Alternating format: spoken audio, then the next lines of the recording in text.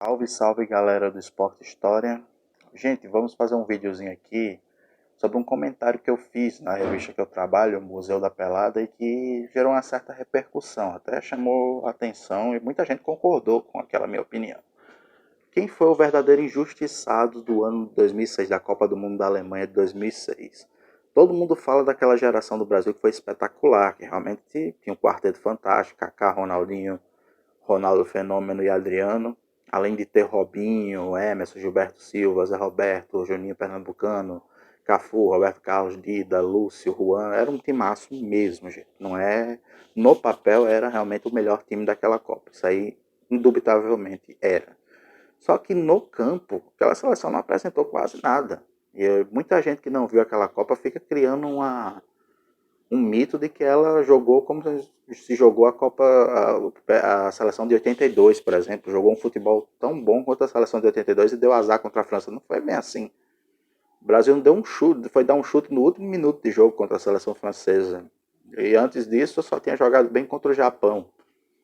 Quando o Parreira até faz algumas modificações, sofreu para ganhar da Croácia, sofreu para ganhar da seleção da Austrália, ganhou meio que no apito da seleção de Gana, quando o Ronaldo bate o recorde de gols de Copa do Mundo na época, né? Depois o Close vai lá e passa ele em 2014. Então, assim, naquele período, a seleção brasileira tinha o melhor time no papel, mas não teve um time de fato em campo. Não jogou bem, foi uma péssima seleção, fez um papelão. Zidane botou todo esse time aí nas quartas de finais contra a França no bolso. E a França venceu por 1-0, com o Zidane botando todo mundo no bolso e ainda dando passe pro Henry empurrar para a rede lá do Dida. Então, assim, meio que essa lenda, né, que se criou, por quem não viu aquela Copa, de que o Brasil era uma seleção fenomenal, é lenda mesmo. A França era um conjunto melhor que o nosso e foi até a final daquela Copa, inclusive. E o Brasil era uma bagunça total, né? Graças a seu Parreira, seu Zagallo, basicamente, que deixaram tudo acontecer, aquela bagunça que foi em Vegas, na Suíça, na preparação da seleção para a Copa do Mundo, a seleção que era no papel a melhor não tinha um time. Como time em campo, não mostrou nem 10% do que aqueles jogadores eram capazes, né? E não à toa, depois daquela Copa, trouxe o Dunga para ser técnico exatamente para fazer exatamente o contrário, né? Botar ordem na casa, né? Não ser mais aquela bagunça, aquela pachorra que foi 2006. Então a seleção, apesar de ser a melhor no papel, no campo ela não foi a melhor seleção. Quem foi a melhor seleção daquela Copa? Que tinha um elenco tão bom, lógico, não era melhor do que a do Brasil, mas era tão bom quanto o da seleção brasileira. Inclusive venceu a seleção brasileira, foi uma das poucas seleções que venceu a seleção brasileira naquele período pré-Copa por 3-1 lá em Buenos Aires, era a seleção da Argentina. A seleção da Argentina tinha o Abondanzieri, que para mim é o melhor goleiro da Argentina nesse século. Tinha lá uma defesa com Colotini, que batia muito, esse batia muito, mas tinha o Ayala, que jogava demais, zagueiro baixo, mas de muita impulsão e muita técnica. Tinha o Heinz, que era outro bom zagueiro do Manchester United, também jogava pela lateral. Tinha o Sorin, para mim o melhor lateral esquerdo da história do futebol argentino. Tinha o Cambiasso, que para mim é o melhor volante que a Argentina teve depois do Redondo, o que teve mais qualidade técnica depois do Redondo. Tinha o Mascherano no time. Tinha o Lúcio Gonçalves, que hoje joga ainda no Atlético Paranaense, que na época era uma promessa e que foi muito bem no futebol europeu. Hoje está velho, mas ainda rende um caldo lá no Atlético Paranaense. Mas imagina naquela época, jogava muita bola. Tinha o Maxi Rodrigues, jogava muita bola. O Maxi Rodrigues foi muito bem naquela Copa, porque é pouco conhecido aqui no Brasil, mas jogou muito bem aquela Copa. Quem mais? Tinha o Aimar no banco, cracaço de bola. Tinha o Riquelme, que era o camisa 10 e o craque do time naquela Copa. Jogadoraço, o Riquelme. Jogador injustiçado, né? Porque em 2002 não chamaram ele. Em 2006 ele jogou, né, essa Copa. Jogou muito bem essa Copa. Muito bem nessa Copa, embora não tenha feito gols, mas deu muitas assistências, que era característico do Riquelme.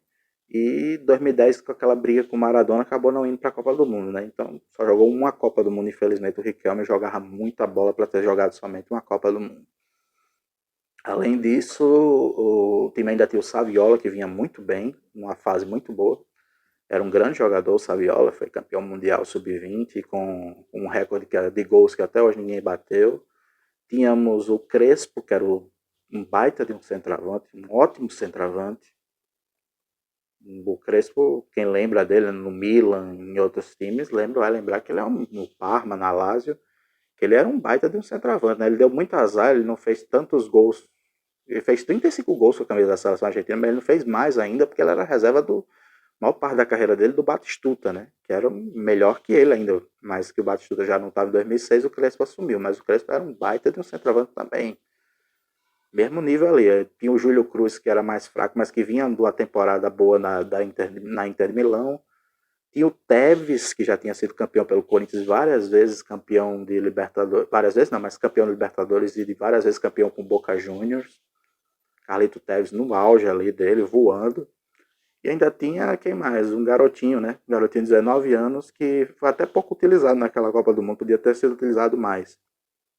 Garotinho de 19 anos chamado Lionel Messi, né? Então daí você tira o nível, né? O porte dessa seleção argentina daquela Copa do Mundo. Se eu estiver esquecendo mais alguém, e o Peckerman, que era o técnico da Argentina, ainda se deu ao luxo de não levar o Verón e não levar o Zanetti, que fez falta na lateral direita, apesar do Zanetti também jogar no meio, mas o Zanetti na seleção argentina volta e meia jogar na lateral direita.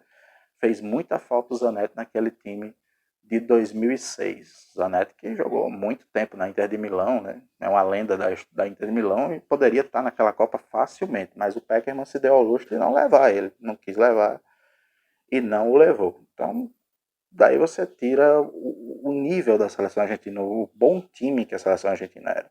E a seleção argentina ganhou bem com a autoridade de Costa do Marfim, meteu 6-0 com direito a 2 gols do Max Rodrigues, um gol do Crespo, um golaço do Cambiasso. Para mim, o Cambiasso é o melhor volante que a Argentina tem desde o Redondo, do Fernando Redondo. Mas que também vivia igual o Fernando Redondo com lesões, né? Também sofria muito disso. Fez um gol com o Cambiasso, aí fez mais um com o Tevez e fez um com o Messi, né? O Messi desencantou em Copas do Mundo com 19 anos, fazendo um gol contra a seleção de Sérvia e Montenegro. Na terceira rodada, a Argentina só empatou com a Holanda, mas assim, com um regulamento embaixo do braço, que o empate já dava o primeiro lugar do grupo. A Holanda também não forçou muita barra e os dois preferiram classificar-se assim, né? Um em primeiro e um em segundo do grupo. Ambos com 7 pontos. Nas quartas de final, o Riquelme bate um escanteio, o Crespo faz 1-0. O México, nas oitavas, perdão, enfrenta o México e o Crespo faz 1-0 com o lançamento do Riquelme, uma cobrança de escanteio do Riquelme.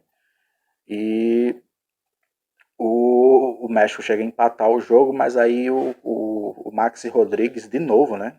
Você vê como o Maxi Rodrigues fez uma baita de uma Copa. Ele mata a bola no peito e dá um balão de antes da grande área, meio na direita ali do campo do ataque argentino.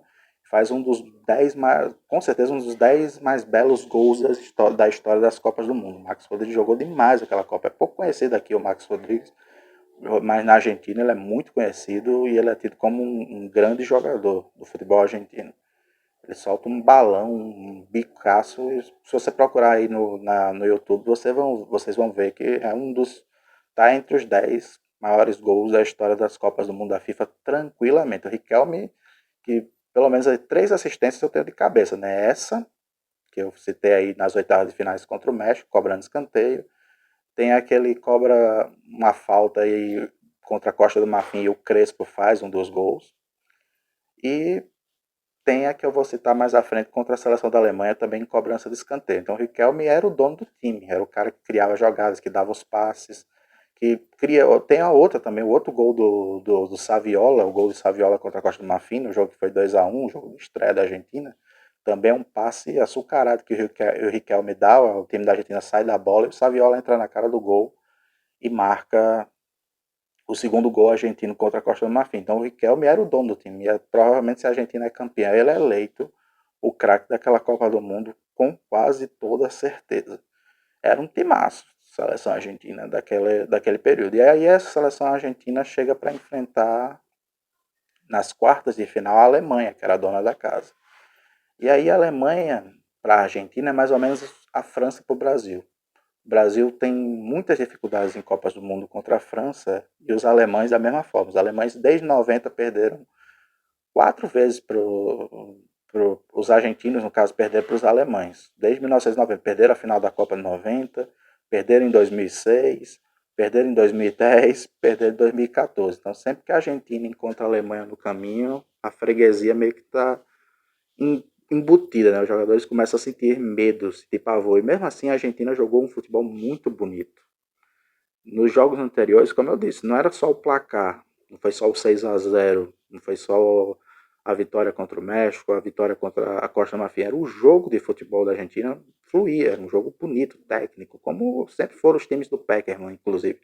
A Colômbia de 2014 também jogava um futebol muito bonito.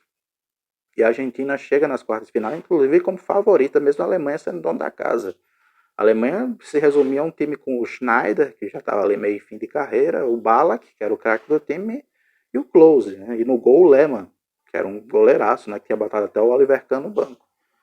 E, como eu disse, a Argentina sai na frente com a cobrança de escanteio do Riquelme, o Ayala, você vê como o Ayala baixinho, que é 1,79, ele sobe mais que aquela zaga alta da Alemanha e faz 1-0 para os argentinos. A Argentina, no caso, tem outra chance de fazer gol. A Alemanha também tem, é bem verdade dizer isso, mas assim, a Argentina joga melhor. A Alemanha tem principalmente bolas alçadas na área. E no segundo tempo, numa dessas, no desespero, meio que o Bala que joga a bola na área, o Borovski, que era um jogador bem comum, cabeceia, e o Klose meio que cabeceia ajeitando a bola, e o Klose aparece por trás da zaga, por trás do Sorin, que avançava demais, e empata o jogo, né? Fica 1-1. Quando a Alemanha empata o jogo, aí a Argentina sente o golpe, né? A Argentina achava que ia para as semifinais, mas a Argentina aí sente o golpe, né? Sente que aquele jogo ali começa a ficar difícil. Mesmo assim, mesmo assim, a Argentina teve mais chance de chegar a um segundo gol que daria a vitória, inclusive com um pênalti que o Maxi Rodrigues, novamente o Maxi Rodrigues, ele sofre pelo Felipe Lan. Felipe Lan naquela Copa jogou do lateral esquerdo, e é um pênalti claro que o Felipe Lan faz no Maxi Rodrigues, e o juizão vai lá, e além de não dar o pênalti, ainda dá um cartão amarelo por simulação para o Maxi Rodrigues. Você tem uma ideia. E o jogo vai sendo levado, vai sendo arrastado. Para a Alemanha era bom levar o jogo para os pênaltis, os alemães sempre foram muito bons nos pênaltis. E a Alemanha consegue segurar a prorrogação.